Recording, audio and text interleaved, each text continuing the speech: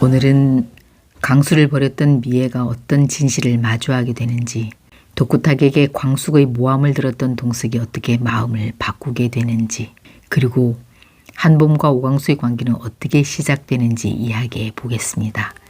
물론 저의 뇌피셜이니 본방송과는 다를 수 있습니다. 구독과 좋아요 부탁드리면서 시작하겠습니다. 한봄은 어느 때와 같이 저녁에 오빠 한결에게 전화를 걸었습니다. 오빠 잘 지내? 내일 올라와? 응, 가려고 했는데 대원 한 명이 많이 다쳐서 못 갈 것 같아. 누구? 한결로부터 오 팀장이 많이 다쳤다는 소식을 들은 한봄은 어찌할 바를 몰라 집안을 서성입니다. 그 모습을 본 동석은 너 왜 그래? 무슨 걱정 있어?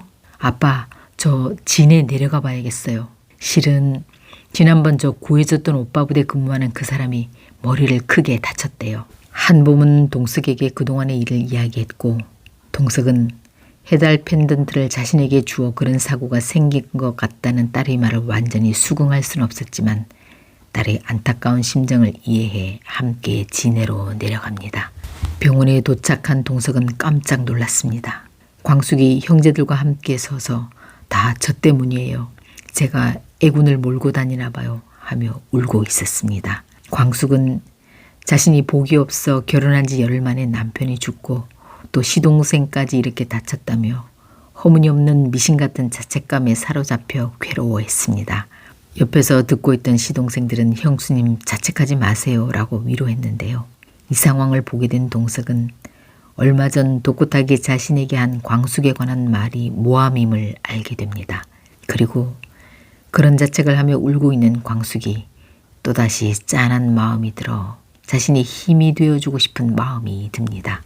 병실 입구에서 형제들과 광숙은 동석과 한봄을 보자 누구라는 눈초리로 쳐다봤고, 광숙은 동석을 보자 웬일이세요? 라고 물었습니다. 그때 옆에 있던 군의관 한결이 나서서 형제들에게 소개합니다. 제 아버님과 동생입니다. 얼마 전 오광수 팀장이 제 여동생을 구해줬어요. 그래서 제 동생이 걱정돼서 내려왔습니다. 얼마 후 오광수는 무사히 의식을 찾으며 깨어났고, 눈을 뜬 그는 자신을 걱정스러운 눈빛으로 바라보고 있는 가족들을 보며 미안함에 울컥했습니다. 그런데 생사를 오가는 수술을 마친 위중한 상황에서도 강수의 시선은 곧바로 한봄에게 향했습니다. 멀리 서울에서 자신을 걱정해 달려온 그녀를 보는 순간 아픈 몸보다 더 먼저 가슴이 두근거렸습니다. 두 사람의 마음은 그렇게 운명처럼 서로를 향해 가고 있었습니다. 한편 병원 근처 식당에선 미애가 혼자 술을 마시고 있습니다. 한결을 만나러 왔다가 우연히 강수가 다친 현장을 보게 돼 수술 후 결과라도 보고 가려고 기다리고 있는 중인 거죠. 미애는 과거를 회상하며 괴로움에 소주를 들이킵니다. 미애는 몰래 병실 주위를 서성이며 강수의 상태를 살핍니다. 속이 타들어가지만 차마 문을 열고 떳떳하게 들어갈 수 없습니다. 그리고 이런 상황에 놓인 자신이 너무 비참하고 가슴이 미어집니다.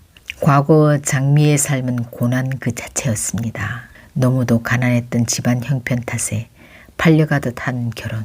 그러나 남편은 술과 노름에 빠져 가정을 돌보지 않았고 결국 미애는 참다 못해 이혼을 결심했습니다. 그런데 아이를 줄 수 없다는 시댁의 냉정한 통보에 미애는 눈물을 삼키며 홀로 나와야 했습니다. 그 후 미애는 독수리 술도가에 미혼이라고 속이고 격리사원으로 취직했습니다. 그러나 얼마 후 이혼한 남편은 교통사고로 세상을 떠났고 시댁에서는 남겨진 핏덩이 아기를 미애가 일하는 술도가 대문 앞에 두고 가버렸습니다. 그날 저녁 대문 앞에서 아기 울음소리가 들려왔고 미애는 놀란 마음으로 밖으로 나갔습니다. 그때 장수가 아기를 안고 들어오며 말했습니다. 아버지, 누가 대문 앞에 아기를 두고 갔어요. 장수가 아기를 안자 아기는 금세 울음을 그치고 빵긋빵긋 웃었습니다. 마치 오래전부터 가족이었던 것처럼 익숙한지 장수의 품에 안긴 아기 얼굴은 편안함이 감돌았습니다. 그날 그렇게 강수는 오씨 가문의 막내가 되었습니다. 하지만 미애의 마음속에는 항상 불안감이 자리 잡고 있었습니다. 그런데 그때 장미애와 함께 일하던 독고탁이 있었는데요. 독고탁은 술도가의 운영 방식에 반발하며 사장과 첨가물 문제로 심각한 갈등을 빚고 있었고 결국 그는 술도가를 떠나기로 마음먹습니다. 미애는 강수를 두고 떠나야 한다는 사실에 갈등이 생기기도 했지만 이미 그녀는 독고탁의 계획에 가담해 기밀을 빼내 그에게 준 상황이었습니다.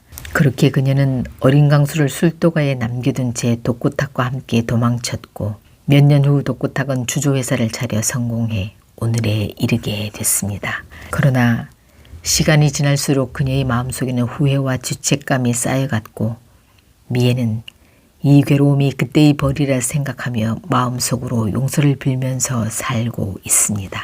이 드라마 독수리 오형제를 부탁해에서 장남 장수는 2회에서 일찍 사망했음에도 불구하고 제목을 사형제가 아닌 오형제라고 쓴 이유는 단순한 숫자가 아니라 가족 간의 유대와 결속을 강조하기 위한 작가의 숨은 의도가 있어 보이는데요. 앞으로 광숙과 형제들이 어떻게 어려움을 극복하며 가족의 의미를 찾아갈지 남은 이야기가 기대됩니다.